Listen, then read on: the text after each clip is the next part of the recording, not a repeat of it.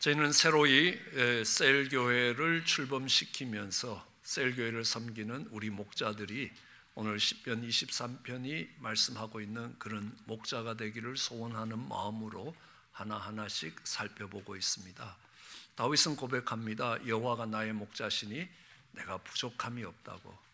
왜냐하면 그 목자가 나를 푸른 초장에 누이시고 쉴만한 물가로 인도하시기 때문에, 또 내 영혼을 소성시키시기 때문에, 자기 이름을 위하여 의의 길로 인도하시기 때문에, 그리고 사망의 음침한 골짜기를 지날 때에도 함께 하고 계시기 때문에, 그의 지팡이와 막대기로 안전하게 보호해 주시기 때문에, 그 목자들이 하는 일로 인하여 머리에 기름을 바르시고 상을 베푸시는 그 목자의 수고 때문에 내게는 부족함이 없다 고백하는 것처럼, 우리 셀교회 목자들의 그 수고로 인하여 우리 셀교회 여러 식구들이, 또 교회의 여러 형제 자매들이 내게 부족함이 없다라고 고백할 수 있게 되기를 주의 이름으로 축원합니다. 아멘.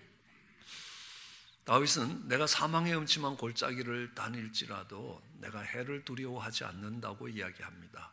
왜냐하면 하나님이 나와 함께하고 계시기 때문이라고 고백합니다.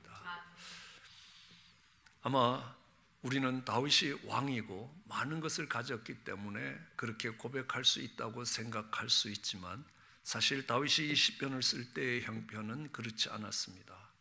오늘 표현대로 사망의 음침한 골짜기를 지나가고 있었습니다.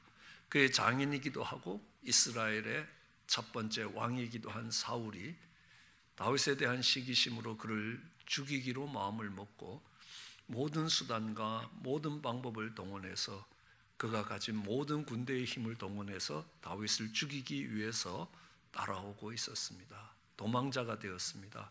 어쩌면 내일은 이 땅에서 인생을 마지막으로 살지도 모르는 그런 어려운 사망의 그림자가 드리운 그 시간들을 지나가고 있었습니다. 그때의 다윗은 내가 여호와가 나의 목자이기 때문에 부족함이 없다고 고백하고 있는 것입니다.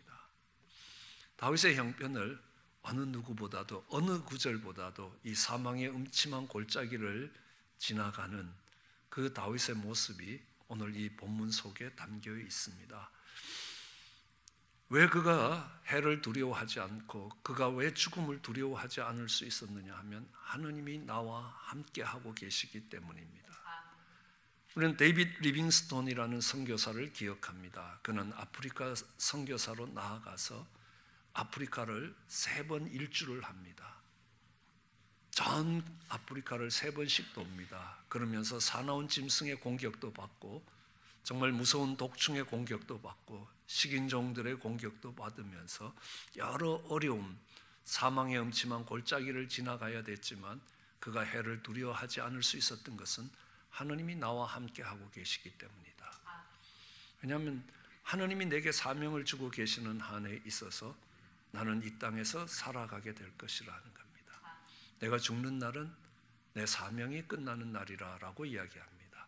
그가 어떤 형편에, 어떤 처지에, 어떤 어려운 길을 가고 있느냐가 아니라 하나님이 나와 함께하고 계시기 때문에 넉넉히 그 해를, 그 두려움을 이겨갈 수 있다고 고백합니다.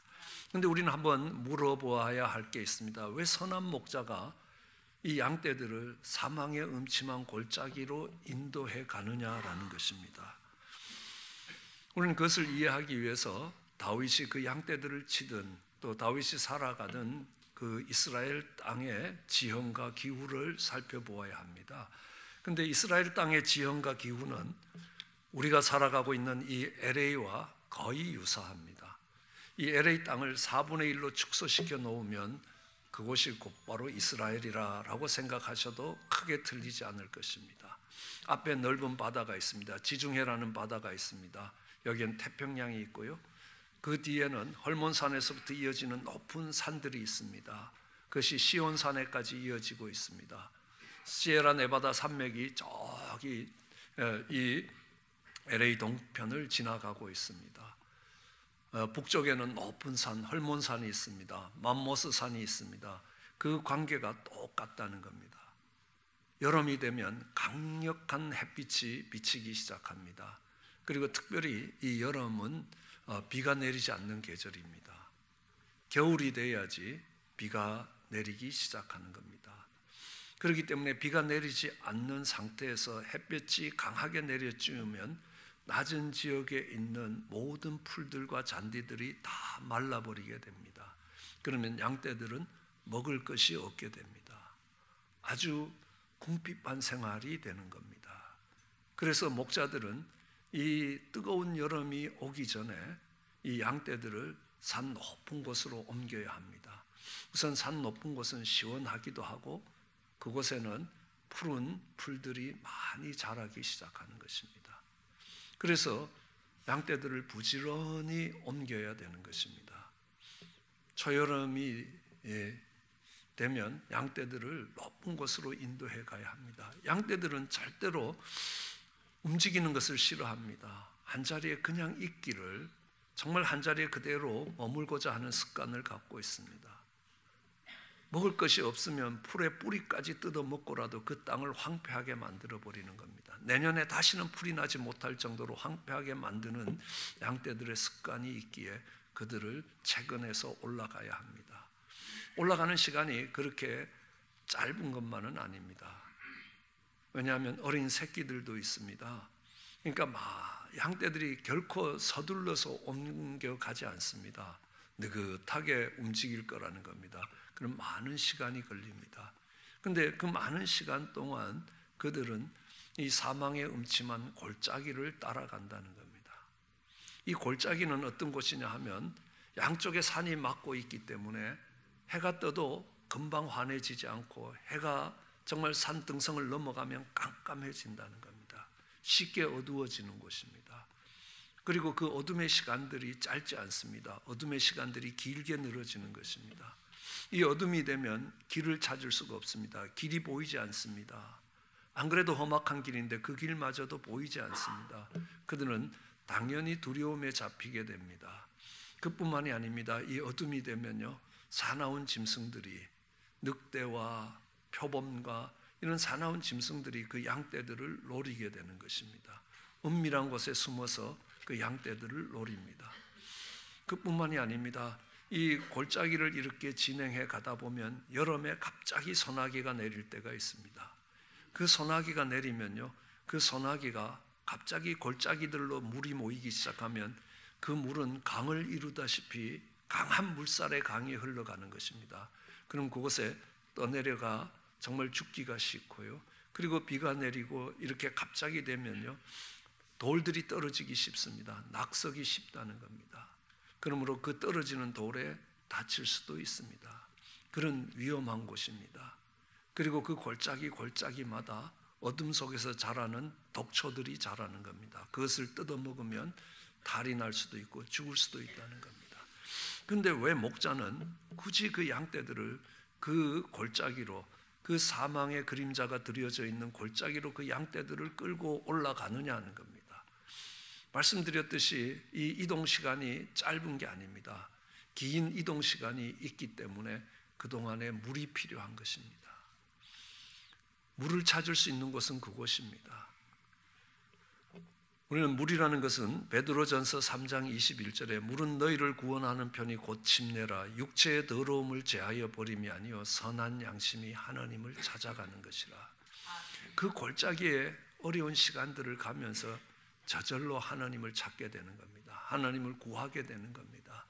그런 이 물을 구할 수 있는 곳이 골짜기이기 때문에 이 목자는 그것이 아무리 위험하고 어렵더라도 그 골짜기를 통과해야만이 산 높은 곳을 갈 수 있습니다. 이동 시간이 짧지 않기 때문에 가다가 먹을 수 있는 풀들이 있어야 되는 겁니다. 양식이 있어야 되는 겁니다.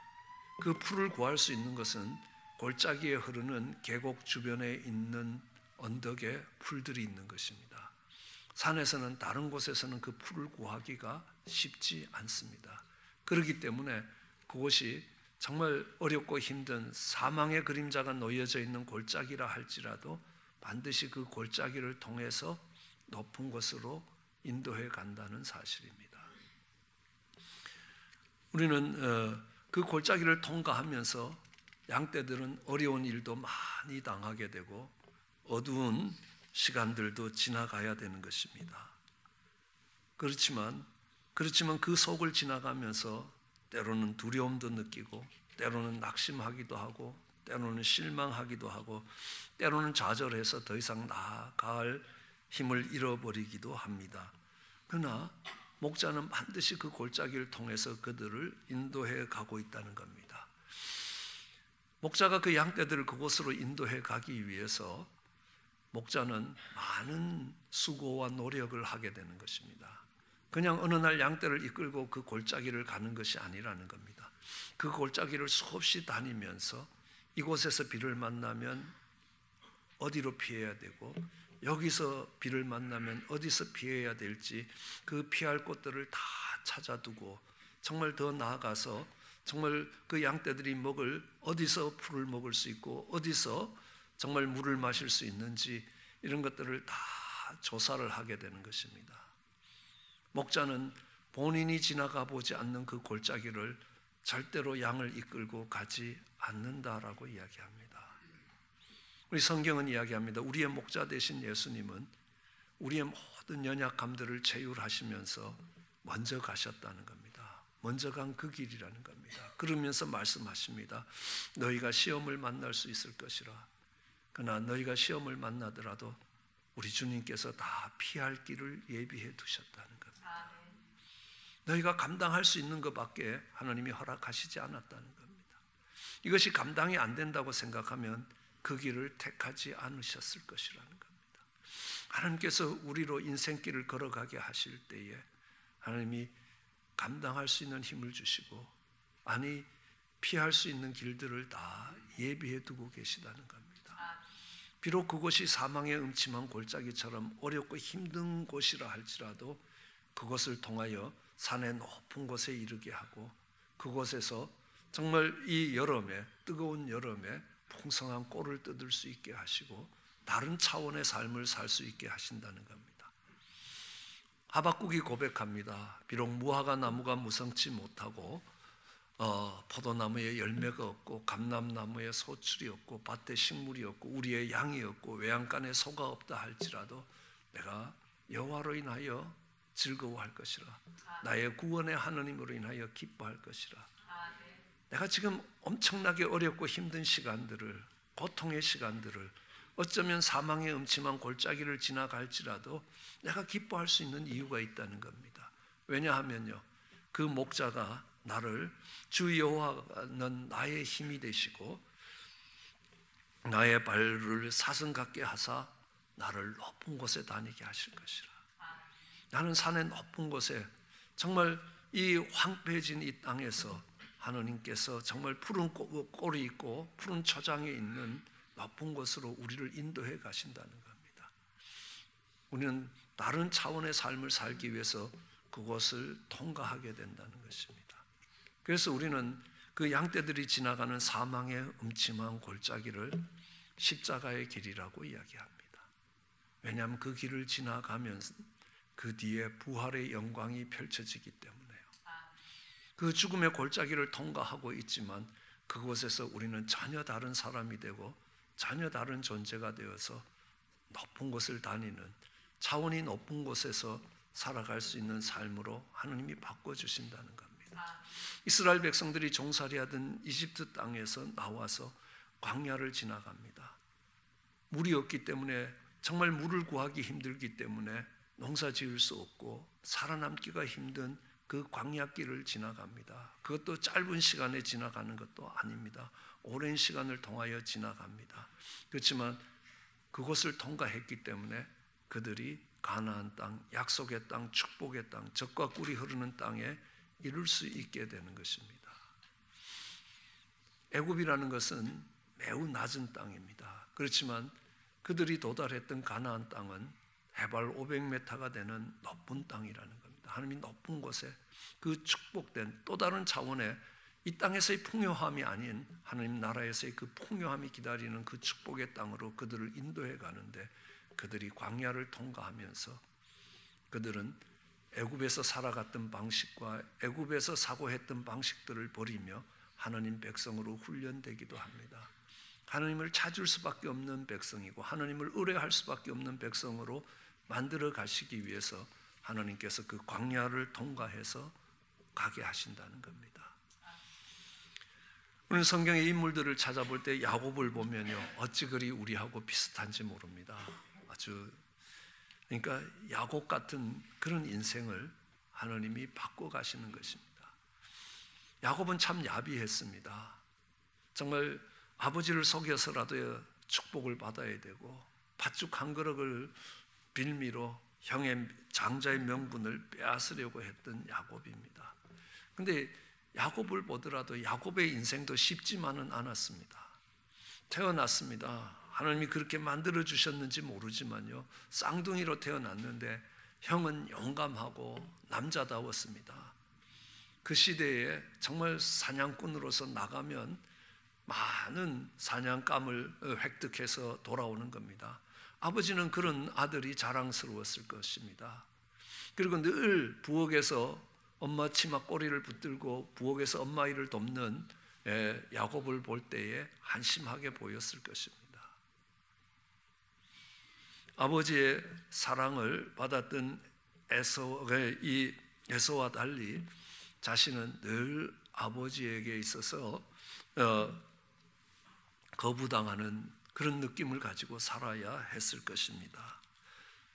그리고 형의 미움을 받아서, 물론 실수하고 잘못하기도 했습니다마는 형의 미움을 받아서 정말 형의 칼이 두려워서 도망자가 되어야 됐습니다. 부모를 떠나서 외가에 가서 외삼촌 밑에서 오랜 시간을 살아야 합니다. 근데 외삼촌 밑에 있어 보니까요, 자기가 누구를 닮았는지 확실하게 알 수 있었습니다. 외삼촌도 사기꾼이었습니다. 조카한테도 사기치는 겁니다. 한 번, 두 번 치는 게 아닙니다. 10번도 더 사기칩니다.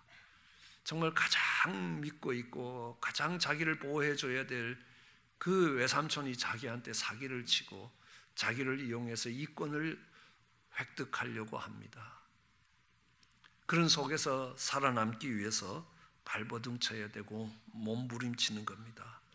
때로는 비굴해지기까지 하면서요, 내가 이렇게까지 하며 살아야 되느냐라는 회의와 좌절과 절망이 찾아올 때 있습니다. 그는 스스로도 이야기합니다. 험악한 인생을 살았다고요. 그게 그의 인생의 끝은 아닙니다. 정말 집으로 돌아오는 길에 그의 딸 딥나가 강간을 당하게 되는 겁니다. 그뿐만이 아닙니다. 정말 그가 사랑했던 아내 라헬의 아들 요셉, 눈에 넣어도 아프지 않는 그 요셉, 늘 채색 옷을 입히면서 키웠던 그 요셉을 그 형들이 팔아버렸습니다. 야곱은 그 형들이 팔았다고 생각하지 못했습니다. 죽였다고 생각합니다. 베냐민을 애굽으로 내려보내야 될 때가 있었습니다. 그때 야곱이 이야기합니다. 너희가 이마저도 내게서 빼앗아 가야 되겠느냐. 요셉 하나 죽인 걸로 충분하지 않아서 그 라헬의 씨로 태어난 그 집을 멸족을 시켜야 너희의 직성이 풀릴 거냐라는 이런 말입니다. 그 말은 뭐냐 하면요, 이 요셉이 짐승에 찢겼다고 갖고 그의 채색 옷을 갖고 왔지만 그의 아버지 야곱은 너희가 죽였다고 생각하고 있었습니다. 그럼 아들이 병이나 사고로 일찍 죽어도 부모의 가슴이 얼마나 아픈지 모릅니다. 그런데 그의 이복 형제들이 그를 죽였다라고 생각했을 때 그 인생이 얼마나 고통스럽겠냐는 겁니다. 나중에 그는 애굽에 가서 그의 아들 요셉을 봅니다. 아마 이렇게 생각했을 겁니다. 공평하신 하느님, 내가 우리 아버지한테 사기쳤더니만 우리 아들놈들이 힘을 합쳐서 나한테 사기를 쳤네요. 내가 우리 형 눈에 눈물이 나게 했더니만 내 눈에 피눈물이 흘렀습니다 라고 이야기를 하는 겁니다. 그럼에도 불구하고 야곱은 이렇게 얘기합니다. 내가 받은 축복이 내 아버지 이삭과 내 할아버지 아브라함이 받은 축복보다 큰 축복이었습니다. 야곱이 무엇 때문에 축복이겠습니까? 자식입니까? 아닙니다. 진절머리 나는 자식들입니다. 물질입니까? 아닙니다. 좋은 부모도 아니었습니다. 예. 좋은 형제 자매가 있었던 것도 아니라는 겁니다. 환경이 좋았던 것도 아닙니다. 험악한 인생을 살면서 내 인생이 정말 우리 집안에서도 가장 복됐다라고 할 수 있는 것은 하나님이 나와 함께 하셨기 때문이라는 겁니다. 창세기 28장 15절에 하나님 야곱에게 이렇게 말씀하십니다. 내가 너와 함께 있을 것이다. 네가 어디를 가든지 너를 지키며 너를 이끌어 이 땅으로 돌아오게 할 것이다. 내가 내게 허락한 것을 다 이루기까지 내가 너를 떠나지 아니할 것이라는 것. 야비했던 야곱입니다. 때로는 살려고 발버둥 치기 위해서 사기치고 살아야 됐습니다. 그럼에도 불구하고 하나님이 그를 버리시지 아니하시고 내가 너와 함께 할 것이라 라고 이야기합니다. 내가 너를 떠나지 아니할 것이라 라고 이야기합니다. 내가 세상 끝날까지 내가 너희와 함께 할 것이라 라고 약속하시는 겁니다. 그렇기 때문에 험악한 세월을 산 130년 그 속에서도 내 인생이 복되었다고, 내 인생이 이 땅의 누구보다도 믿음의 조상이었다는 아브라함 그 할아버지보다 정말 순종의 대표가 되었던 이삭, 한 해에도 100배의 수확을 거두던 그 이삭보다 내 인생이 복되었다. 그가 복될 수 있었던 유일한 것은 하나님이 그와 함께 하셨기 때문이라는 것입니다. 그럼 바울을 봐도 그렇습니다. 바울은 청운의 품을 품고 예루살렘으로 유학을 갔습니다. 마치 미국의 하버드나 예일로 공부하러 간 것과 같습니다. 가말리엘 문화에 갔습니다. 그리고 유대교의 젊은 지도자가 되었습니다. 장래가 촉망되는 지도자였습니다. 그는 유대교에 열심히 있었습니다. 종교와 사회와 정치가 분리되지 않는 그 땅의 종교적 지도자가 되었다는 것은 정치적 지도자가 되었다는 말과 같은 말일 겁니다. 그래서 정말 이단의 세력을 잡아들이기 위해서 예수 믿는 사람들을 체포하기 위해서 다마스커스를 넘어가는 동안에 그곳에서 주님을 만났습니다. 그리고 그의 인생이 달라졌습니다. 그리고 그는 그의 고향 다소로 갔습니다. 유대교의 배신자가 되었습니다. 인생의 실패자가 되었습니다. 명문학교를 다니고도 정말 이단에 휩쓸려 살아가는 사람처럼 취급받았습니다. 그렇다고 믿음의 형제 자매들의 위로가 있었느냐? 아니라는 겁니다. 13년의 세월 동안 그는 배척받았습니다. 아무도 그를 찾아오는 사람이 없었습니다. 그러나 그는 고백합니다. 그 사망의 음침한 골짜기를 지나가는 시간에도 행복할 수 있었다는 겁니다. 왜요? 주님이 함께 하셨다는 겁니다. 그러면서 하늘의 하늘들의 하늘을 보이시면서 하나님 나라의 영광을 보이시면서 주님이 나와 함께 걸어가자고 이야기하셨습니다. 그는 그곳에서 말씀을 깊이 묵상했습니다. 그래서 구약의 그 깊은 신앙의 진리들이 어떻게 신약으로 이어지는지 그 다리를 놓을 수 있는 사람이 되었습니다. 많은 사람들은 이 기독교는 이 바울이 창시한 종교라고 이야기할 만큼 바울의 영향력과 바울의 공헌이 컸다는 사실입니다. 그는 그 사망의 음침한 골짜기를 지나가는 그때에 하나님과 가장 가까이 있었고 하나님이 가장 큰 은혜를 베푸셨다고 이야기합니다. 그래서 바울은 로마서에 이렇게 고백하고 있습니다. 누가 우리를 그리스도의 사랑에서 끊겠느냐는 겁니다. 아무리 큰 어려움이 올지라도, 아주 곤고한 삶이 올지라도, 핍박이, 기근이, 정말 빨가벗겨지는 적신이, 위협이, 칼이 종일 죽임을 당하는 것 같고 도살한 양처럼 여김을 받았다 할지라도 하나님의 사랑에서 아무도 끊어낼 수 없다는 겁니다. 내가 확신한다는 겁니다. 사망이나 생명이나 천사들이나 권세자들이나 현재일이나 장래일이나 능력이나 높음이나 깊음이나 어떤 것도 우리를 그리스도 안에 있는 하나님의 사랑에서 끊을 수 없다는 거예요. 하나님이 나와 함께 하셨다는 거예요. 우리와 하나님 사이를, 우리의 목자 되신 여호와와의 관계를 끊어내지 못했다는 겁니다. 하나님이 함께 하셨다는 겁니다. 우리는 다니엘을 봐도 그렇습니다. 그는 17살 나이에 이방의 포로가 되어서 잡혀갔습니다. 아니, 포로가 아니라 인질이라고 이야기합니다. 예루살렘에 남아있는 사람들이 바벨론의 명령을 따르지 않으면 죽임을 당하기 위해서 잡혀가 있는 인질이라는 겁니다. 마치 테러리스트들이 그들의 요구를 들어주지 않으면 죽이겠다고 잡혀있는 사람과 같은 처지입니다. 죽음의 그림자가 그에게 드려져 있습니다. 내 뜻과 내 행동에 상관없이 나는 언제 죽을지 모르는 사람입니다. 그러나 그 바벨론에서 그는 총명한 사람으로 인정을 받으면서 그는 환관이 되어서 바벨론 왕을 섬겨야 했습니다. 이제 4시가 되어서 더 이상 가정을 일굴 수 있는 소망이 없는 사람이 되었습니다. 그럼에도 불구하고 그는요, 낙심하고 좌절하지 않았습니다. 그는 그 바벨론에서 재상이 되었습니다. 둘도 없는 재상이 되었습니다. 재상이 된 지 얼마 되지 않아서 그 바벨론은 메대라는 나라에 의해서 멸망을 당합니다. 다니엘은 메대에서 재상이었습니다. 메대라는 나라는 얼마 가지 않아서 페르시아라는 나라에 의해서 멸망을 당합니다. 성경은 그 나라를 바사라고 표현하고 있습니다.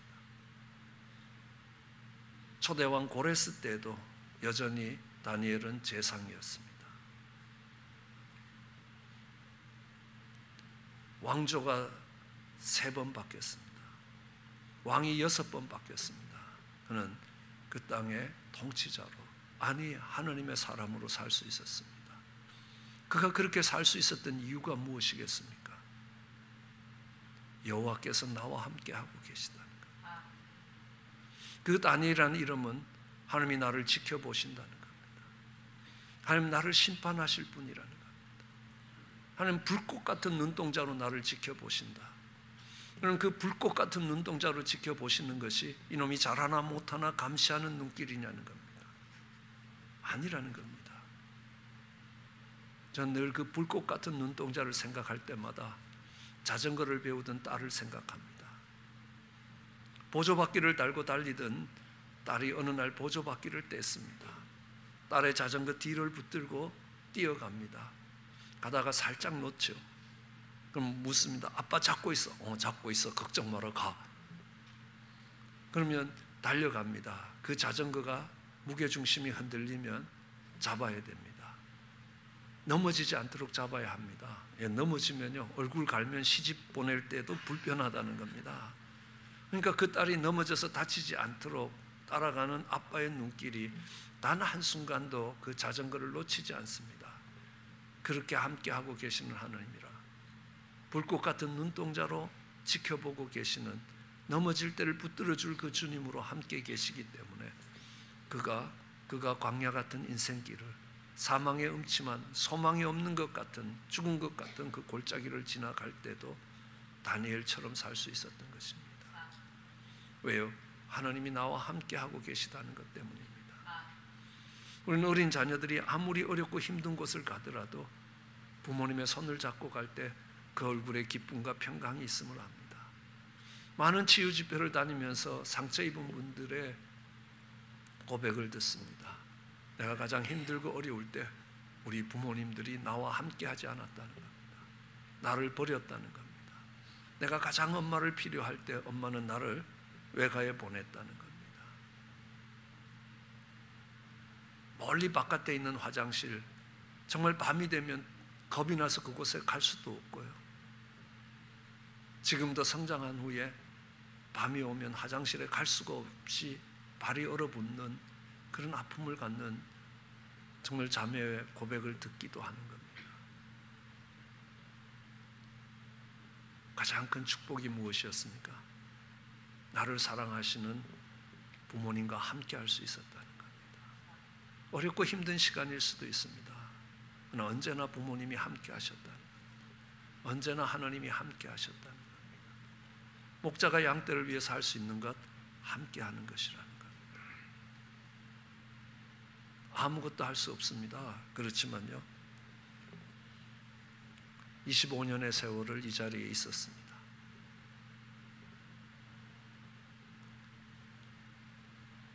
우리 셀교회 목자들이 할 수 있는 가장 놀랍고 위대한 일은 아픔의 시간을 지나갈 때든 기쁨의 시간을 지나갈 때든 함께 할 수 있는 것이라는 겁니다.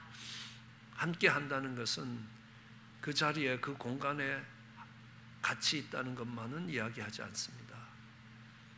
같은 아픔이 있습니다. 같은 감정이 있습니다. 같은 목적을 가지고 같이 걸어갈 때에 우리는 함께 한다고, 동행한다고 이야기합니다. 그것이 양떼들의 가장 큰 축복이었습니다. 하나님 백성들의 가장 큰 축복이 내가 너와 함께 할 것이라, 내가 너를 떠나지 아니할 것이라라는 겁니다. 우리 셀교회 목자가 되시는 분들이 할 수 있는 가장 놀라운 일은요, 뭐 탁월한 일을 기대하는 것 아닙니다. 아픔과 슬픔과 고통의 시간에, 아니 또 행복하고 즐거운 시간에 함께 할 수 있는 것입니다. 주님은 베드로에게 이야기합니다. 시몬아 시몬아, 사단이 밀가부를 듯이 너를 청구하였으나 내가 네가 믿음에서 떨어지지 않기를 기도하였다고 하십니다. 그러니 너는 돌이킨 후에 내 형제를 굳게 하라. 베드로가 넘어진 베드로를 돌이키시는 주님이십니다. 넘어지지 않게 붙들 수도 있었습니다. 그러나 넘어진 베드로를 돌이키시는 것은요, 이제 그 베드로는 넘어지는 자를 긍휼히 여길 수 있습니다. 넘어지는 자들을 불쌍히 여기고 그들과 마음을 나눌 수 있게 되고 그들과 함께 걸어갈 수 있게 되기 때문에 주님은 그 베드로로 넘어지는 그 골짜기를 통과하게 하셨던 것들을 알 수 있습니다. 그러면요, 베드로와 함께 그 골짜기를 통과하는 사람들에게 위로와 소망이 된다는 것입니다. 예, 저도 많이 아파 본 적이 2번 있습니다. 위가 빵꾸 나서 아프고요, 허리가 디스크가 터져서 아파 봤습니다. 죽음에 가까운 고통입니다. 아마 의사분들이 이야기하더라고요. 페인 레벨이 9이라고. 여자들이 아기 낳을 때 페인 레벨이 7입니다. 7입니다. 라고 이야기합니다. 7과 9의 차이는 둘 차이가 아니라 100배의 차이입니다. 그러나 그 사망의 음침한 골짜기에서 제가 가장 많이 기도했던 때고, 가장 겸비해졌던 때고, 가장 주님과 가까웠던 때고, 가장 주님의 위로를 많이 받았던 때라는 겁니다. 그리고 지금은 아프다는 사람을 긍휼히 여길 수 있는 사람이 되는 겁니다. 우리에게 할 수 있는 가장 위대한 일은 함께 해줄 수 있는 겁니다. 아픔의 시간에, 외로움의 시간에 같이 할 수 있는 그런 우리 목자, 또 주님이 맡기신 그 사명들을 감당할 수 있게 되기를 주의 이름으로 축원합니다. 기도하십시오.